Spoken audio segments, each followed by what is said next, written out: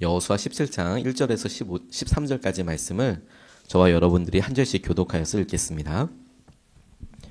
므낫세 지파를 위하여 제비 뽑은 것은 이러하니라. 므낫세는 요사비의 장자였고 므낫세의 장자 마길은 길르앗의 아버지라. 그는 용사였기 때문에 길르앗과 바산을 받았으므로 므낫세의 남은 자손을 위하여 그들의 가족대로 제비를 뽑았는데 그들은 곧 아비에셀의 자손과 헬렉의 자손과 이스리엘의 자손과 세겜의 자손과 헤벨의 자손과 스미다의 자손이니 그들의 가족대로 요셉의 아들 므낫세의 남자 자손들이며 헤벨의 아들 길르앗의 손자 마길의 증손 므낫세의 현손 슬로브앗은 아들이 없고 딸뿐이요 그 딸들의 이름은 말라와 노아와 호글라와 밀가와 디르사라. 그들이 제사장 엘르아살과 눈의 아들 여호수아와 지도자들 앞에 나와서 말하기를 여호와께서 모세에게 명령하사 우리 형제 중에서 우리에게 기업을 주라 하셨다 하매 여호와의 명령을 따라 그들에게 그들의 아버지 형제들 중에서 기업을 주므로 요단 동쪽 길르앗과 바산 외에 므낫세에게 10분깃이 돌아갔으니 므낫세의 여자 자손들이 그의 남자 자손들 중에서 기업을 받은 까닭이었으며 길르앗 땅은 므낫세의 남은 자손들에게 속하였더라. 므낫세의 경계는 아셀에서부터 세겜 앞 믹무닷까지이며 그 오른쪽으로 가서 엔다프와 주민의 경계에 이르나니 다부아 땅은 므낫세에게 속하였으되 므낫세의 경계에 있는 다부아는 에브라임 자손에게 속하였으며 또 그 경계가 가나 시내로 내려가서 그 시내 남쪽에 이르나니 므낫세의 성읍 중에 이 성읍들은 에브라임에게 속하였으며 므낫세의 경계는 그 시내 북쪽이요 그 끝은 바다이며 남쪽으로는 에브라임에 속하였고 북쪽으로는 므낫세에 속하였고 바다가 그 경계가 되었으며 그들의 땅의 북쪽은 아셀에 이르고 동쪽은 이사갈에 이르렀으며 이사갈과 아셀에도 므낫세의 소유가 있으니 곧 벳스한과 그 마을들과 이블루함과 그 마을들과 돌의 주민과 그 마을들이요 또 엔돌 주민과 그 마을들을 다아낙 주민과 그 마을들과 무깃도 주민과 그 마을들 세 언덕 지역이라.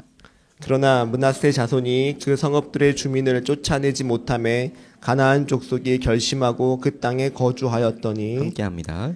이스라엘 자손이 강성한 후에야 가나안 족속에게 노역을 시켰고 다 쫓아내지 아니하였더라.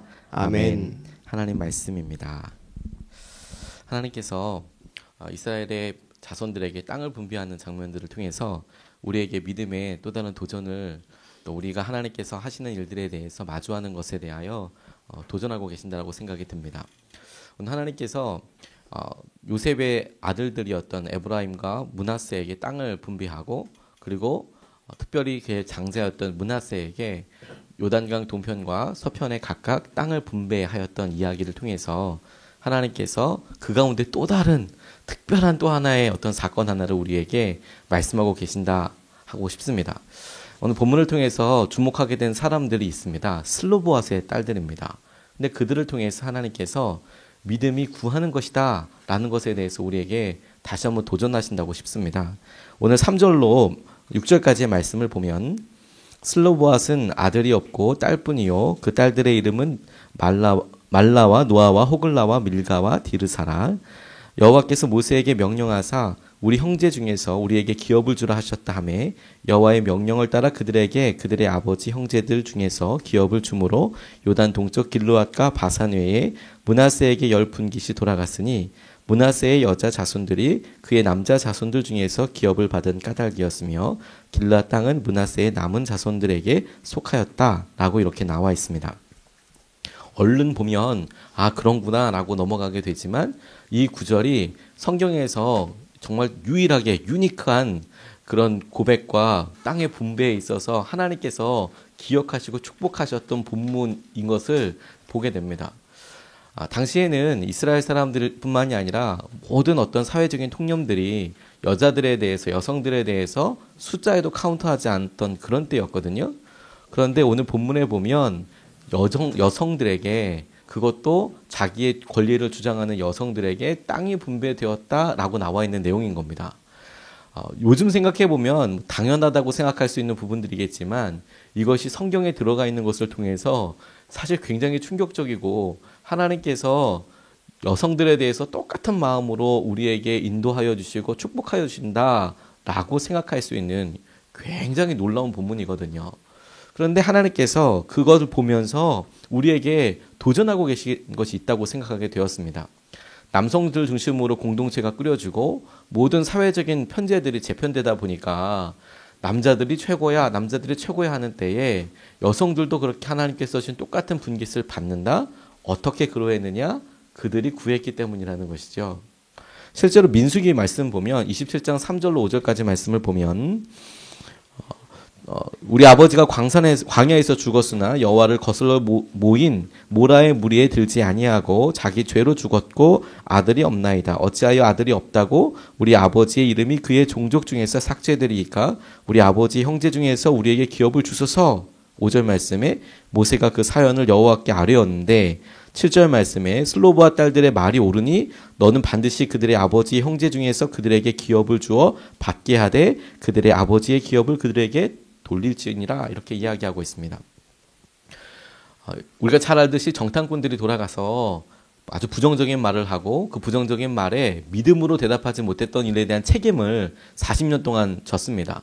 그 가운데에는 고라와 같이 반역을 한 사람들도 있었고 하나님께서 말씀하신 권위에 반대하여서 벌을 받는 사람들도 있지만 그야말로 무리들 가운데 있다 보니까 하나님께서 하시는 그런 죄 안에 벌 안에 같이 속해서 그렇게 하늘나라로 돌아간 사람들도 있었다라는 것이죠. 슬로브앗이 그런 사람이었습니다. 고라처럼 함께 패역하게 반응한 것이 아니고 그들의 부정적인 믿음과 어려움 때문에 20살 넘는 모든 성인들은 다 죽게 될 거다 광야에서. 그래서 광야에서 죽음을 맞게 된 것이죠. 아들이 없었습니다. 아들이 없고 딸만 남아있는데 그 딸들이 가서 뭐라고 이야기했냐면 하나님께서 분명히 우리 아버지에게 땅을 주신다라고 이야기했는데 하나님께서 주신 그 약속이 이제 우리 때에서 끝나게 생겼으니 하나님의 약속을 이루어 달라라고 구하고 있는 것이죠. 그런데 하나님 우리에게 말씀을 똑같이 주지 않으셨습니까? 말씀을 똑같이 받은 사람들 가운데 그 말씀을 주장하고 구하는 사람이 결국에 받게 된다는 거예요. 근데 대부분의 사람들은 세상에 그러니까 그렇지 않아. 이건 통념적으로 맞지가 않아. 이거 지금 기도한다고 되겠어? 구한다고 되겠어? 라는 수준에서 믿음을 사용하기 때문에 하나님께서 이루어 주실 수가 없는 거구나 라고 적용하게 되었습니다. 하나님께서 이 시대에 당신의 말씀을 붙잡는 사람을 통하여서 그 말씀을 듣고 계시는 분일 뿐만 아니라 그 말씀이 가하다, 그렇게 될 것이다 라고 기억하고 말씀해 주시는, 허락해 주시는 은혜의 하나님이시라는 것이죠. 하나님께서 우리에게 굉장히 큰 믿음을 가지라고 이야기하는 것이 아니라 말씀대로 믿고 말씀대로 구하고 그 말씀대로에서 기대하는 것을 날마다 우리에게 할 수 있느냐 하는 것이죠. 정주영 회장님 돌아가셨지만 그분이 크리스천이었는지 아니었는지는 잘 모르겠습니다. 아마도 아니었다라고는 생각이 드는데 그런데 그분의 삶에 있어서 다른 사람들이 지금도 기억하고 있는 것이 무엇이냐면 그의 추진하는 것이죠. 사람들에게 그렇게 많이 물어봤다고 합니다. 해보기는 했냐? 시도는 해봤냐 한번? 그게 안 된다고 이야기하면 한번 시도는 해보고 지금 그렇게 이야기하는 거냐? 그렇게 해서 현대가 처음에 설 때 참 많은 일들이 세워지고 또 해봤으니까 이루어지는 그런 응답들이 있더라.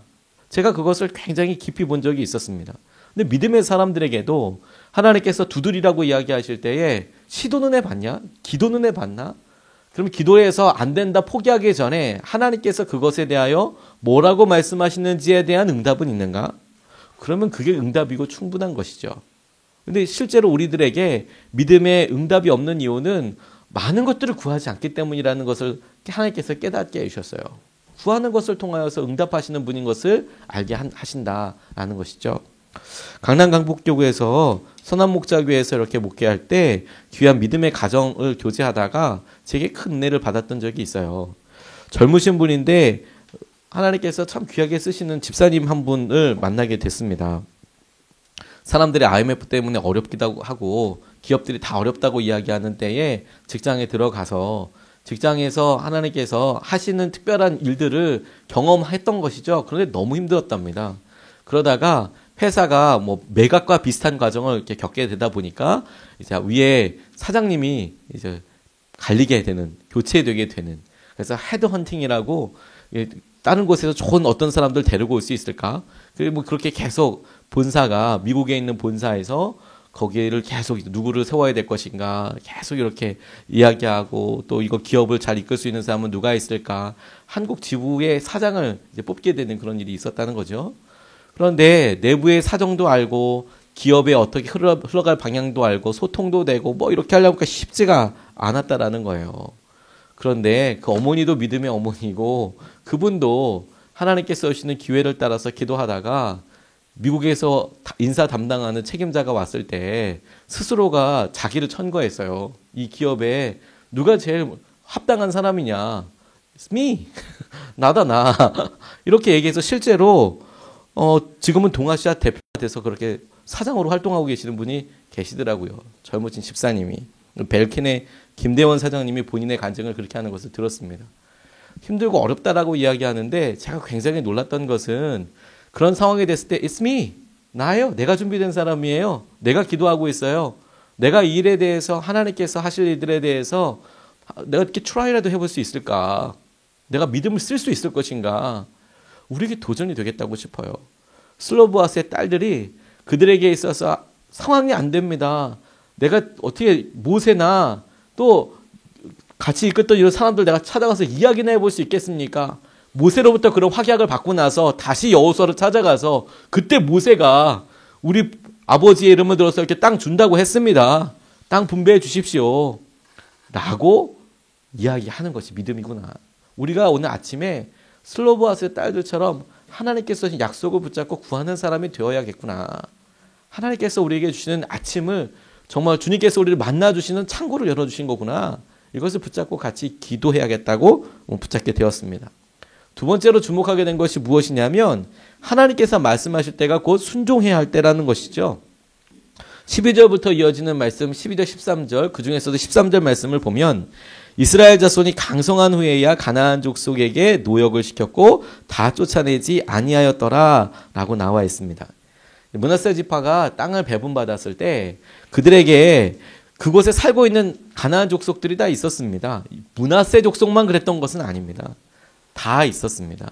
말씀드렸듯이 이스라엘 족속들이 들어가서 전쟁을 이뤘을 때 그곳에 있는 큰 세력들을 꺾었습니다.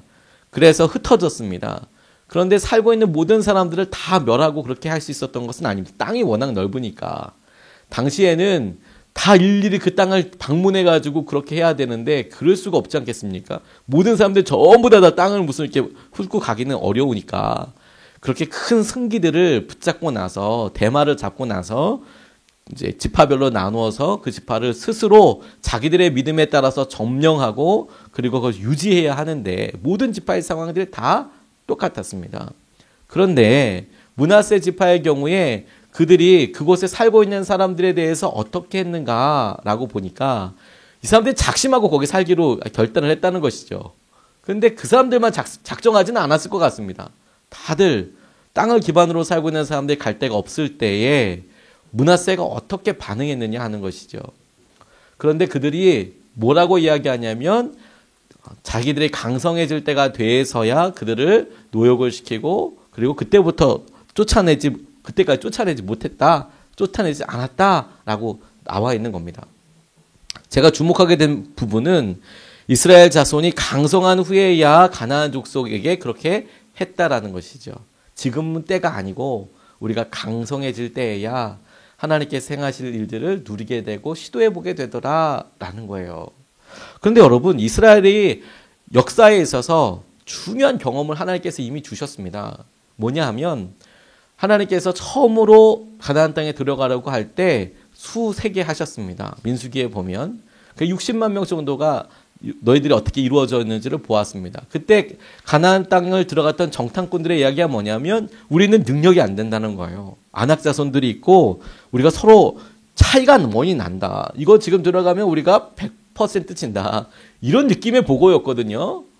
그런데 그래서 그래? 그러면 너희들 그대로 해줄게. 그리고 40년 동안 광야를 돌았어요. 그러면 능력이 없어서 못 들어간다. 군사력이 안 돼서 못 들어간다. 준비가 안 돼서 못 들어간다. 그러면 40년 이후에 군사력이 2배로 늘었다든지 뭐 10배로 늘었다든지 능력이 엄청나게 어떻게 배양이 됐다든지 이렇게 준비가 돼야 될 텐데 민수기는 그 끝에 다시 한번 그들의 수가 몇 명이냐고 물어보면 60만 명이라고 이야기하고 있어요. 오히려 한 1,000 몇백 명이 더 마이너스가 되어 있는 것이죠. 군사력에 있어서는 아무 차이가 없었다고 이야기해도 뭐 다름이 없다고 싶습니다. 능력이 안 된다라고 이야기하고 이것은 안 된다라고 이야기할 때에 그들이 40년 동안 배운 게 뭐냐면 능력으로 땅 점령하는 게 아니다. 능력이 준비되어야 될 것이 아니었다. 믿음이 준비되어야 될 것이었다라는 것이죠.